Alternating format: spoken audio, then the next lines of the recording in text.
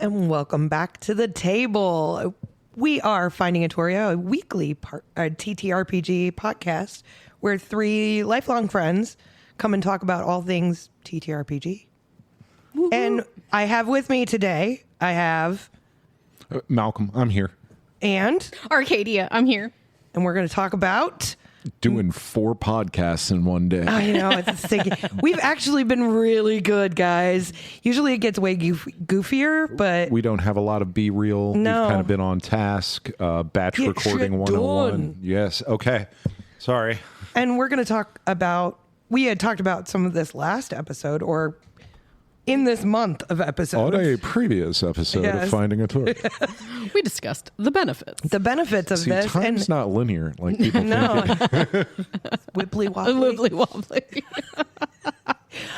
We're going to talk about the mental health benefits specifically of playing TTRPGs. And then I think we're going to punt that one into trade days at GenCon. Yes. That's what I heard we're doing. Yeah. Yeah. So I think we are leading off with the mental health part, and both of y'all have stuff to say about this. So Some really good things out there that I didn't expect to find when we set out to our research, job of doing this. But yeah, I'm interested if you wanted to read, start off with an article, start off with a concept that you found interesting. Sure. So I feel like we've talked already about the benefits that can be seen through TTRPGs from a social relationship concept. And this is digging down a little bit deeper into specific, therapeutic mental health opportunities.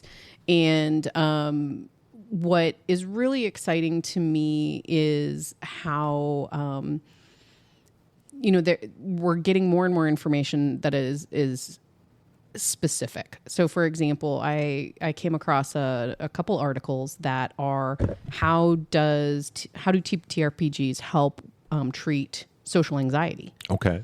So this isn't just like I'm sort of anxious. I mean, these are people who are clinically I want to talk diagnosed to people with anxiety. Right.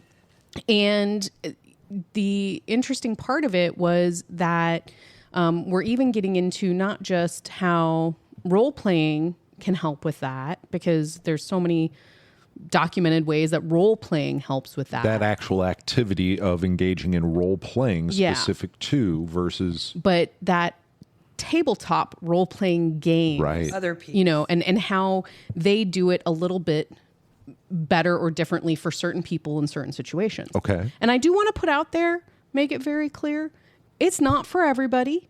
No. It's not the answer I don't for think everybody, any particularly treatment when or you're any talking about hobby therapy. No is, one right. one size fits all for therapy in general. Right. But the one article that I found really interesting was, and it is from the Royal Society, Open Science. You can find it on the royalsocietypublishing.org website. And it has a very long, lovely scientific study name. But in general, they did a pilot program to compare offline tabletop role playing. So how we play TTRPGs. Actually around the table. Right.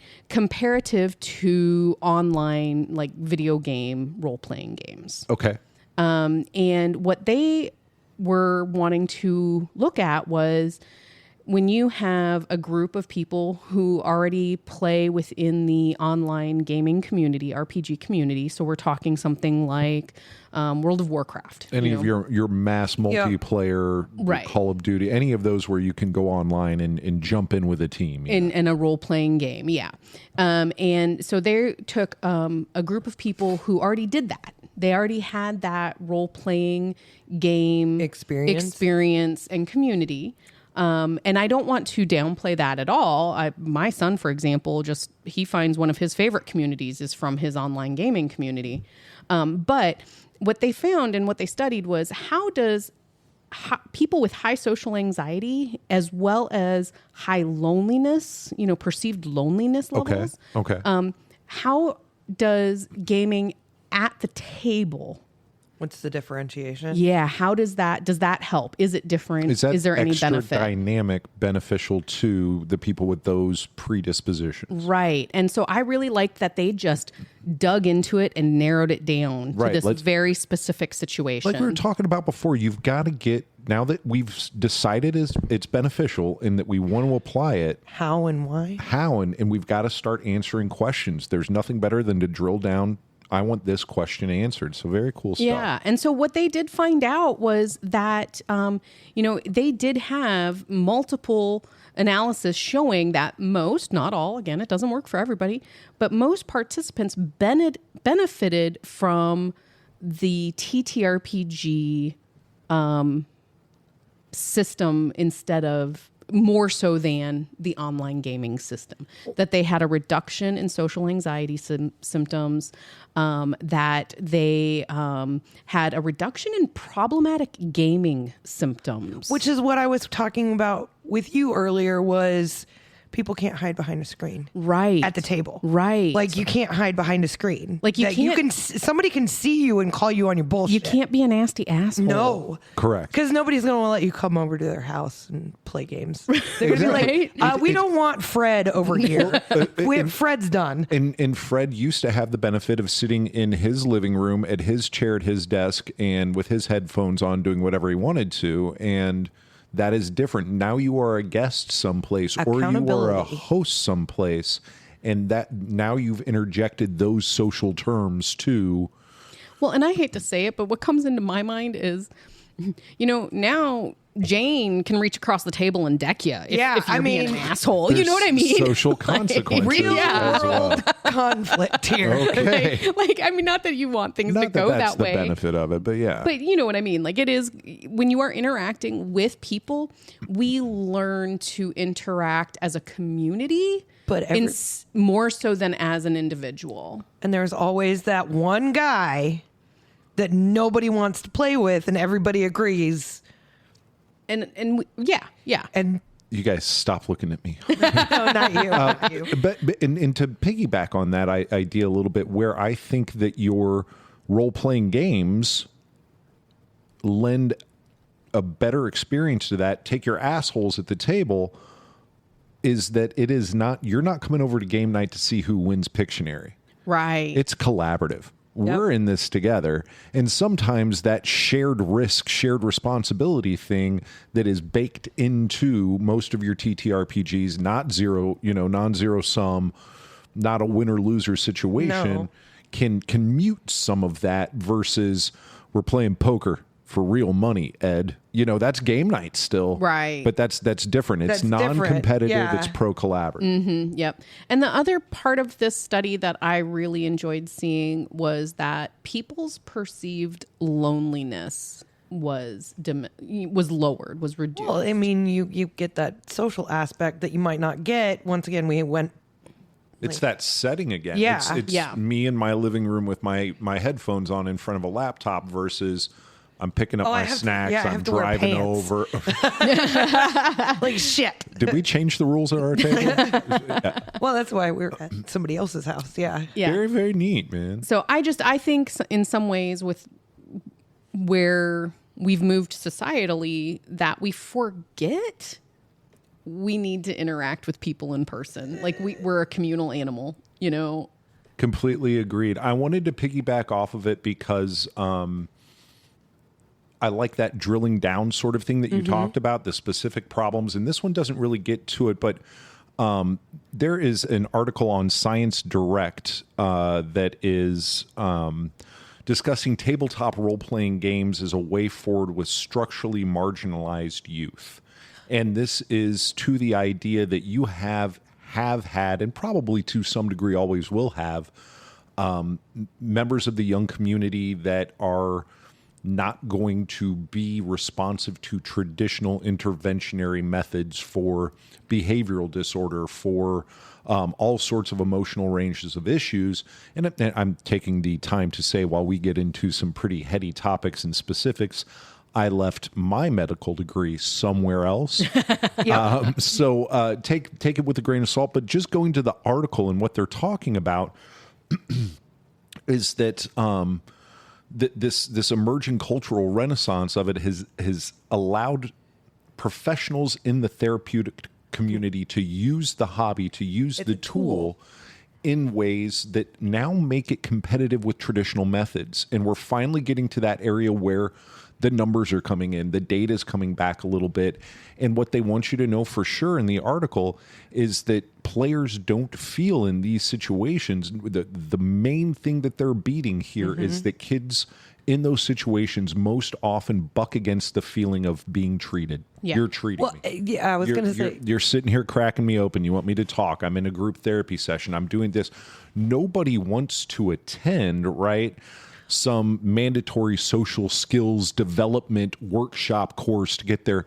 But you know what? If you come to Friday night D&D, they're still getting the therapeutic work done. The engagement is up. And they're saying that because you're asking kids to play, you're asking kids to create, you're asking them to socialize, and you're asking them to problem solve. Those are the four things, the four elements that they interject into these to get what they think is a higher level of return on that intervention, that behavioral display change, that whatever the goal is there. And I thought that was a fairly well written, very university level sort of professional paper. You're finally getting it down. But it all goes back to this idea, and this is once again 2025 Children in Youth Sciences. Children and Youth Services Review on ScienceDirect.com, and they're just trying to get you to the idea that you can get to treatment without making the children feel treated, and they're starting to playing a game. Show where it is having more success, especially in that demographic. Yeah, I had an article that I came across that had similar information, and it is improving treatment with role-playing games. You can find it at the APA.org, American Psychological Association. It was written by Ashley Abramson. That's where we're at. That's a good sign, guys. Yeah. And it hit those same ideas of the fact that, one, first off, recognize we're building on concepts that were already established and known. We know in psychological treatment that role-playing is helpful. We know that game-based learning and game-based therapy is helpful.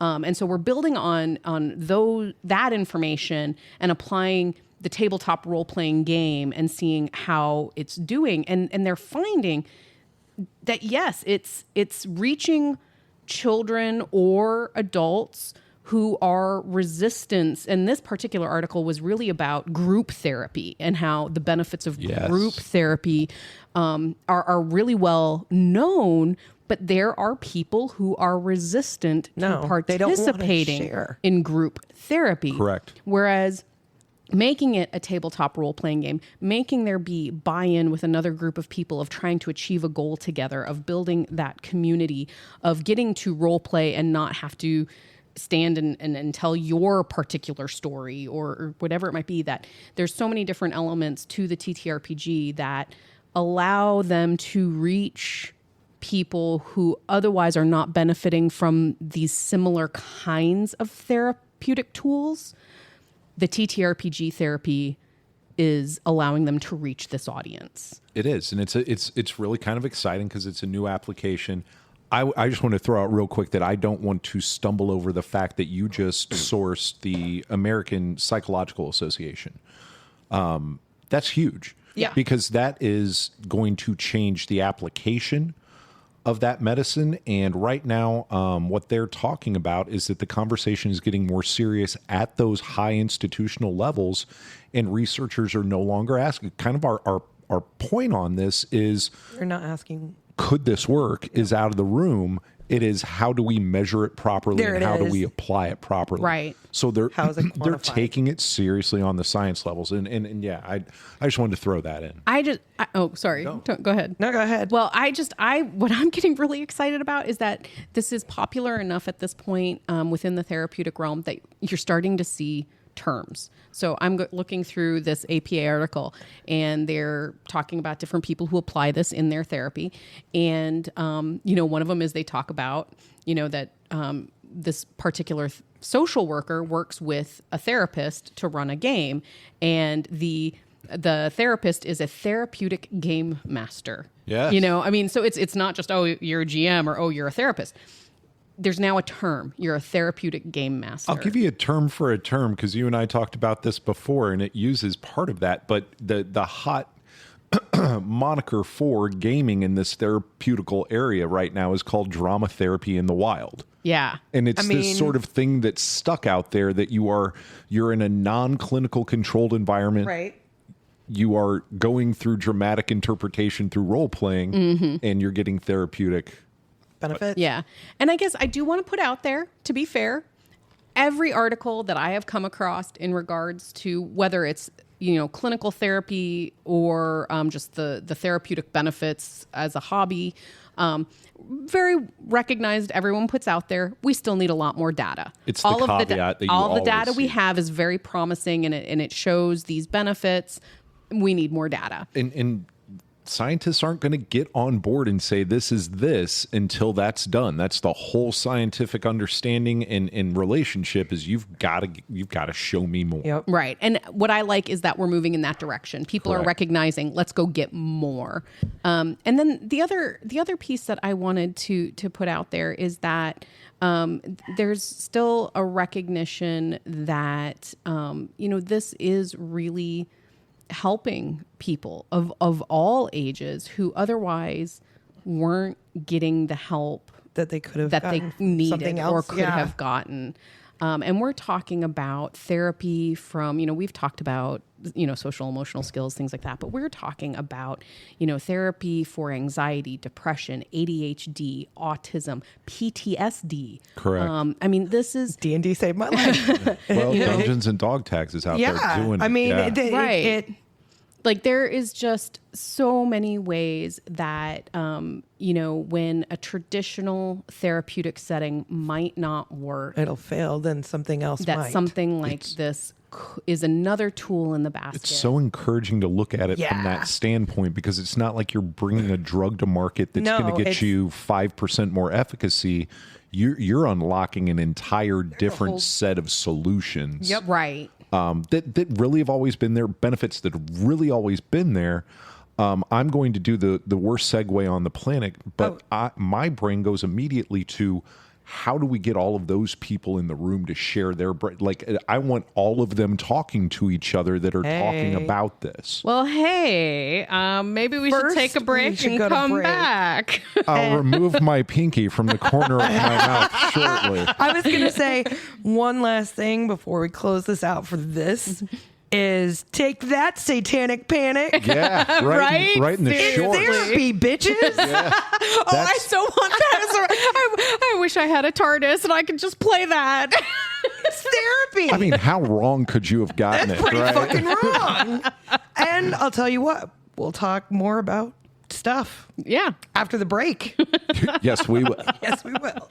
When you sit down at the table, open the books, and spill out the dice, you're looking for an epic adventure. Tabletop role-playing is more popular than ever, and every day new players join our great hobby. My name is Steve Kellums, and I'm the host of the Epic Adventure Podcast. I'm just a fan with a radio voice, but joining me on this quest will be Mike Howlett, the co-founder of Oddfish Games, a great independent game company, and Christina Stiso, a PhD student studying game-based learning. Together, we will discuss all things tabletop gaming, from character creation to world building to setting and pacing. We will give you tips and tricks to make your games, well, epic. Like and subscribe to the Epic Adventure Podcast today. This episode of Finding a Tori is brought to you by Wordleaf Media. The Finding a Tori podcast is looking for guests for our upcoming episodes. Are you or someone you know passionate about the TTRPG community and have a story to share? If so, contact us on our socials or reach out at wordleafmedia.com/findingatoria. And now back to your program. And welcome back to the table. We are back and we are talking about the mental health benefits of TTRPGs. And now we're segueing into, well, how do we talk to more people about this? Well, it's so amazing that the community has already identified that there is a need for that. Oh, And how do we get to see those people? We have to stop doing the ironic everybody knows about this lead into this. All right. Darn it. So how do we get everybody together? Go to GenCon. So I love this about GenCon, that for the past handful of years, they have a day before all the rest of the events that is called Trade Day. And Trade Day is specifically for people. It is Wednesday. It is specifically for people who are in that realm to leverage TTRPGs for the benefits that we've been talking about, whether that is social benefits, whether that's therapeutic benefits. But this is a day that is for librarians, educators, mental health professionals, etc. It is also available for people who are in the retail space of gaming. Right. But honestly, I love the fact that this has been recognized by the community as a benefit to gaming. Correct. To the community, as well as that. Excuse me. Here is a way to share with the world the benefits of gaming. If you make that widget, if you have that idea and you do not have capital nor connection, this is how you bring brilliance to market, is through events like this. It doesn't matter what industry you're in. And I'm going to focus on the retail piece quickly because it's not the lion's share of what we want to do here. It keeps the big boys from being the only voice in the room on the business. There's more fish than the big fish. Exactly. From your creators who this is not really for, you're going to see them on the show floor, but this is that business to business for adjacent companies, for those that are in the marketplace of TTRPGs, the librarians, the professors, the people that are hobby retailers. Yep. How do we make your business better is really, really good as a group counterweight to Hasbro and everything. You've got to keep those options on the table, because you could just get an entire industry choked out. Yep. And actually, one of the things that I think is really great about Trade Day, and again, thank you, GenCon, for putting in place mechanisms that can help spread the use of TTRPGs or just gaming in general. I shouldn't just say, GenCon is about gaming, but to be leveraged and used in our society, because we talk about educators, librarians, things like that. You can earn continuing education credits by attending Trade Day. So many professions require those constant learning opportunities, which lets you know that it's not like a trade show hawk, bazaar where people are just bringing their newfound toys in there. It's idea sharing and what can we do for your business. It's a lot of B2B. And the tickets, and you can tell that it's more serious. Well, it's GenCon, but it is more serious and has more professional things going on. Is it the fact that it is a $302 ticket, and that gets you access to Trade everything Day else plus too. a 4-day badge. It's all of GenCon everything. plus Trade and Day. We did a little bit of math on this earlier, and don't hold me to the heroes and zeros, but you're around what we say 162, 164 for a 4-day pass. For a 4-day pass. So they're giving you $140 value roughly to Trade Day. To Trade Day. Right. And, you're still getting access to the marketplace geared specifically for those people doing Trade Day. You are getting access to a lot of events that are, again, geared to that sharing of information. Right. Rather than of how do we use this professionally, not just as a hobby. And I'm really excited about their keynote speaker this year. Her name is Carolyn No. I apologize if I am mispronouncing that. And she is the founder of an organization called Superheroines, etc. And it's a nonprofit, and they are trying to expand and advocate for inclusive communities at the table. They want, they advocate for equity in representation at the table. And I just love that she's having an opportunity to present at this because it is very important for anyone who is underrepresented to be able to have that opportunity to come to the table and receive the benefits that so many of us can have by sitting at the table. And sometimes there are challenges. We've met with people on the show before who have talked about, representation and how much it matters to them when they sit down to game. Absolutely. And not being able to see yourself represented in any aspect of society is going to push you away from it. Quick little info plug. It is out there on the GenCon.com, but you can follow Dr. Carolyn. I believe so. That Ed.D. would imply a doctorate in education. Yeah, Yep. absolutely. You can follow Dr. No at Super Heroines ETC on Instagram. So very excited about that, and very excited about the idea that this has grown. This was 2023 when they started this. And from my understanding, just like the convention itself, it continues to grow. What I like is they make, from what I've found, if you're interested in exhibiting, very, very easy to get involved. And they make those instructions clear.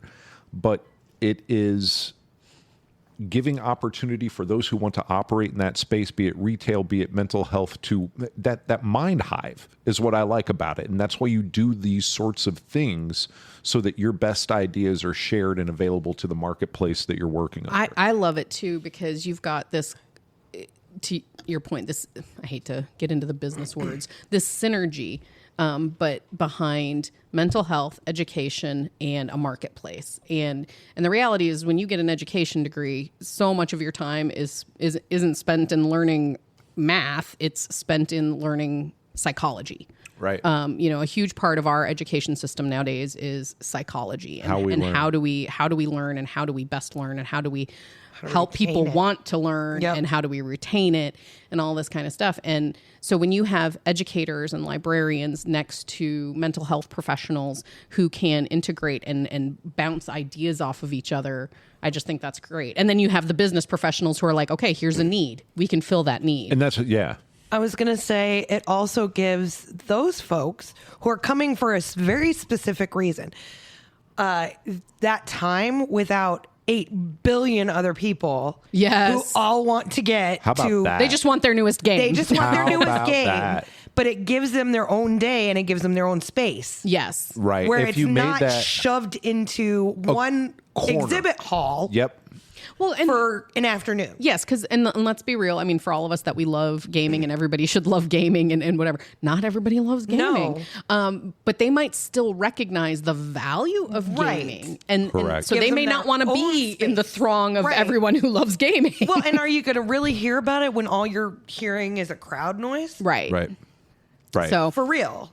Yeah. So I think that's definitely worth saying, is giving it that day. It gives space. Absolutely. Yep. I would hate to have that shoved in any part of the convention. Thursday through Friday, it would be a little bit harder. That's why they say on the website, at midnight, Wednesday, we're done. Right. Yeah, right. they're like, we're that's out it. of here. Yeah. Yep. And I do appreciate that when it's a full day. It's a full day of information, that is shared.